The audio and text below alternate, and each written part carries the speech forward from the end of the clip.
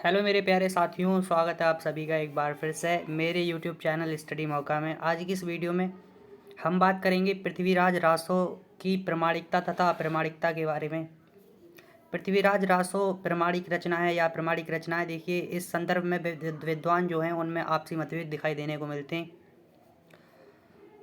पृथ्वीराज रासो जो है वो आदिकाल में कवि चंद्रवरदाई द्वारा रचा गया एक महत्वपूर्ण महाकाव्य है।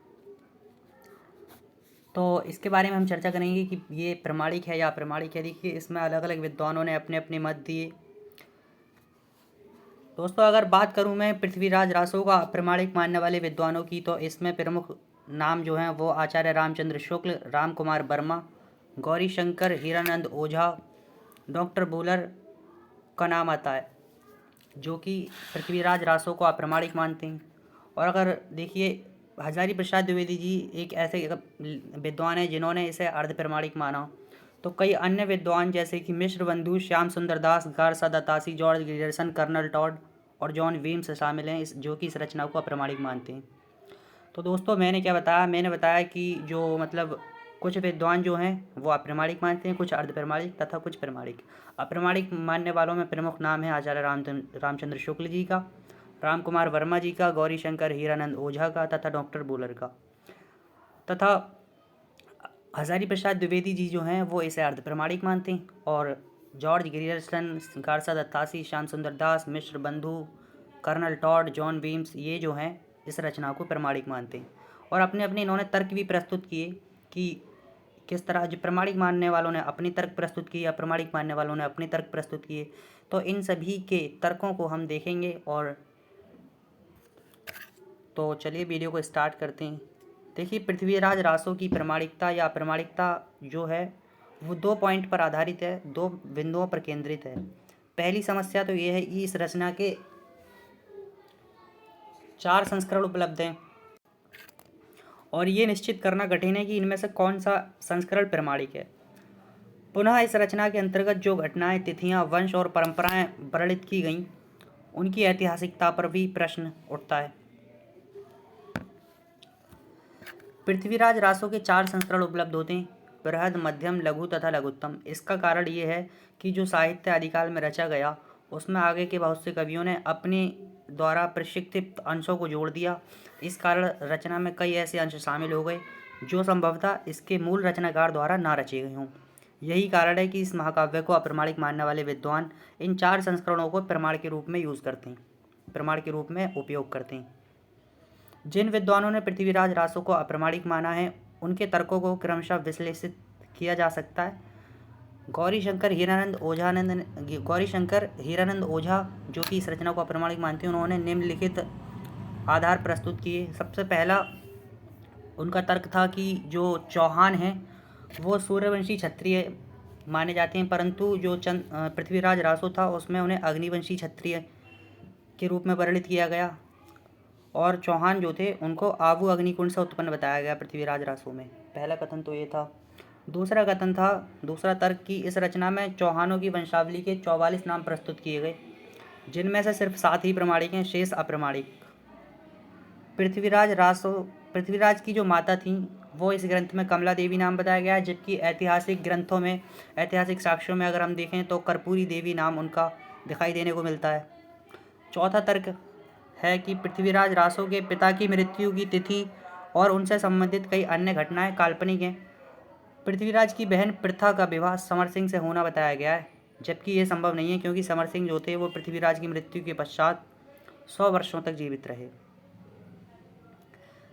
छठा तर्क है कि पृथ्वीराज रासो में पृथ्वीराज के 14 विवाहों का वर्णन किया गया है, जबकि इतिहास के अनुसार अगर बात करें हम तो ये तो इम्पॉसिबल सी प्रतीत होता है, अविश्वसनीय लगता है, क्योंकि जो पृथ्वीराज चौहान है वो 30 वर्ष की अवस्था में ही उनकी लगभग मृत्यु हो गई थी।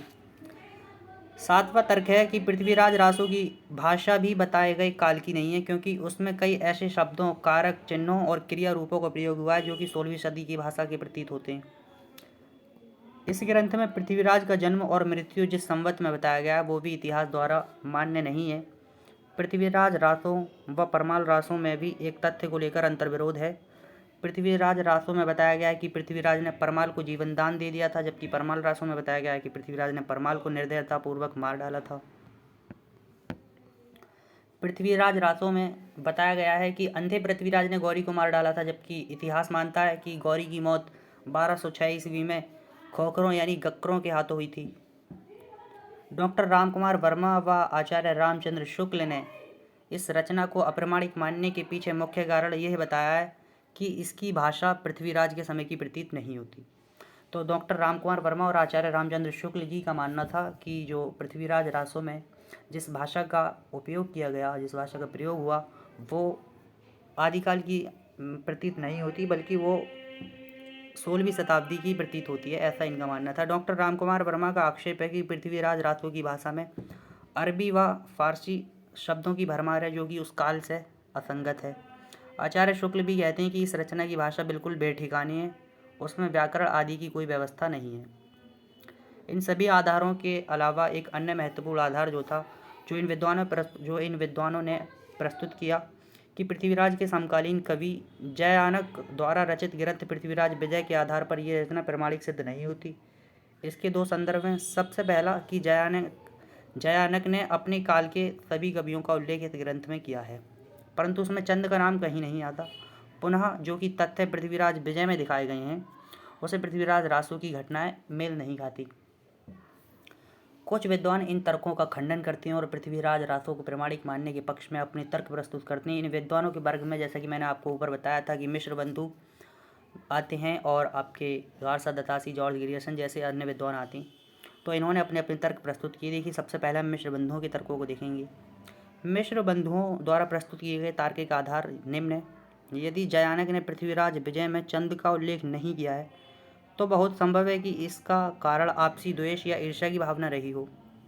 यानी मिश्र बंधु जो थे, उनका मानना था कि जयानक जो कवि थे, उन्होंने पृथ्वीराज विजय जो ग्रंथ लिखा, उसमें चंद वरदाई का उल्लेख नहीं किया। हो सकता है कि आपसी द्वेष या ईर्ष्या की भावना की वजह से चंद का उल्लेख नहीं किया हो। एक ही काल के दो कवियों में ऐसी प्रतिस्पर्धा होना स्वाभाविक है, सामान्य बात है।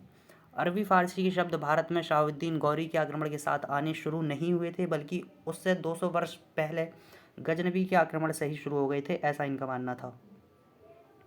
फिर यदि इस तथ्य को ध्यान में रखें कि चंदवरदाई का जन्म लाहौर में हुआ था, तो ये बात आसानी से समझ में आती है कि पृथ्वीराज रासो में अरबी फारसी के शब्दों का प्रयोग स्वाभाविक है, क्योंकि जो चंदवरदाई थे, उनका जन्म जैसा कि लाहौर में हुआ। जहाँ तक घटना और तिथियों के अंतराल का प्रश्न है, तो इसका कारण संवत संबंधी धारणा में निहित है। इतिहास में जैसे संवत कहते हैं, उसकी तुलना 90-91 वर्षों की कमी पृथ्वीराज रासो की घटनाओं में दिखाई देती है। इसका कारण ये है कि चंदवरदाई ने एक विशेष संवत अनंत विक्रम स्थाक का प्रयोग किया है। ये पृथ्वीराज रासो की प्रत्येक घटना की तिथि में 90 वर्ष जोड़ दिए जाएँ तो अधिकांश घटनाएं प्रमाणिक हो जाती हैं। ये ध्यान रखना आवश्यक है कि पृथ्वीराज रासो इतिहास नहीं बल्कि साहित्यिक ग्रंथ है। इतिहास का उद्देश्य अतीत की वस्तुनिष्ठ व्याख्या करना है, जबकि साहित्य का उद्देश्य जो होता है वो भाव और संवेदना को उद्दीप्त करना है। मिश्र बंधु कहते हैं कि पृथ्वीराज रासो एक साहित्यिक ग्रंथ है, ना कि ऐतिहासिक ग्रंथ। पृथ्वीराज रासो का उद्देश्य केवल उस आदिकाल के भाव पक्ष को दिखाना है, ना कि उसके जो वस्तुनिष्ठ इतिहास की व्याख्या करना। साहित्य के लिए आवश्यक है कि उसमें कल्पना का प्रयोग किया जाए, इसलिए थोड़ी बहुत कल्पना के प्रयोग की छूट तो चंदवरदाई अथवा किसी भी कवि को मिलनी ही चाहिए, ये ऐसा मिश्र बंधु जी का मानना था।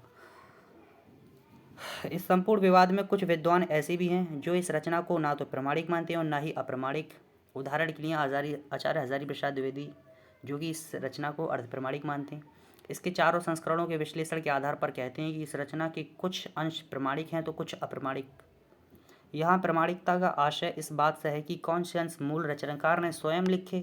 उनका निष्कर्ष है कि जिन अंशों में शुक सुकी संवाद कथानक रूढ़ि का प्रयोग किया गया है वे अंश प्रमाणिक हैं, जबकि अन्य अंश अप्रमाणिक। ऐसा हजारी प्रसाद द्विवेदी जी का मानना है। समग्र विश्लेषण के आधार पर कहा जा सकता है कि पृथ्वीराज रासो की भाषा, उसमें वर्णित घटनाएं, तिथियां इत्यादि कई ऐसे प्रसंग हैं जो इस रचना की प्रमाणिकता पर संदेह पैदा करते हैं। वस्तुनिष्ठ समीक्षा करें तो मानना पड़ता है कि इस रचना में ऐतिहासिक प्रमाणिकता का उतना ध्यान नहीं रखा गया जितना किसी रचना से अपेक्षित होता है। इसका मुख्य कारण दरबारी माहौल और चारण परंपरा है। जिसमें कवि का उद्देश्य अपने राजा की प्रशंसा करना अधिक होता है, ऐतिहासिक वस्तुनिष्ठता को बनाए रखना कम। तो दोस्तों ये था हमारा आज का टॉपिक। उम्मीद करता हूँ आप सभी को वीडियो अच्छी लगी होगी, तो वीडियो को लाइक कर दें एंड चैनल को सब्सक्राइब कर लें।